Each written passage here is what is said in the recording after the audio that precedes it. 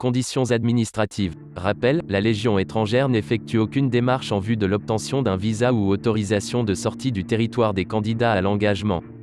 Pour les candidats de l'Union européenne possédant la nationalité d'un des pays de l'espace Schengen, être porteur d'une carte nationale d'identité ou d'un passeport en cours de validité.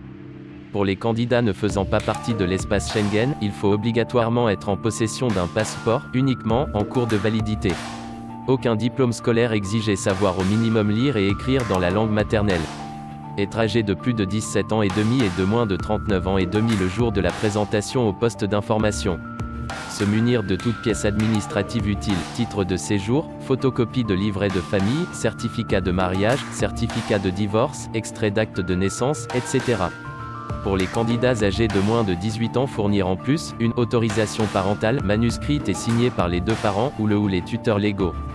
Fournir les photocopies des pièces d'identité des deux parents.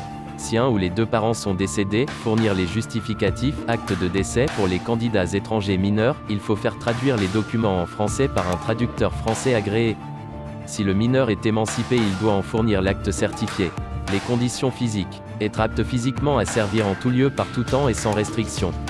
Avoir un indice de masse corporelle, compris entre 20 et 30 kg par mètre carré, IMC égale poids, taille puissance 2, astérisque.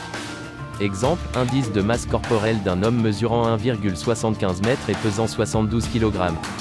IMC égale 72 kg, 1,75 m x 1,75 m, égale 23,5 kg par mètre carré. Attention, il est obligatoire de savoir nager 25 m minimum sans assistance matérielle, et surtout, réussir les tests sportifs.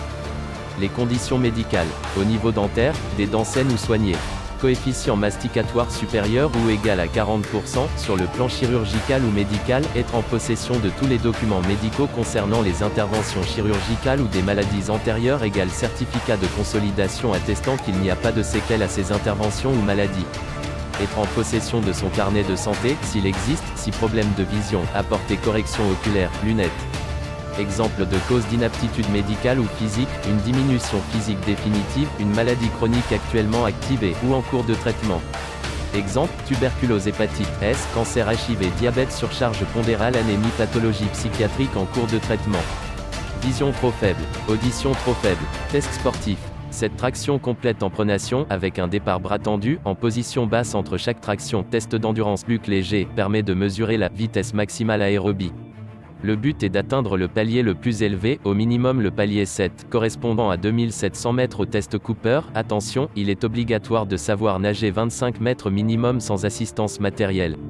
Test psychotechnique. Pendant le parcours de sélection, vous allez participer à des tests de logique, des tests de personnalité. Le contenu des différents tests de logique et de personnalité reste confidentiel afin de préserver une égalité de chance entre tous les candidats au recrutement.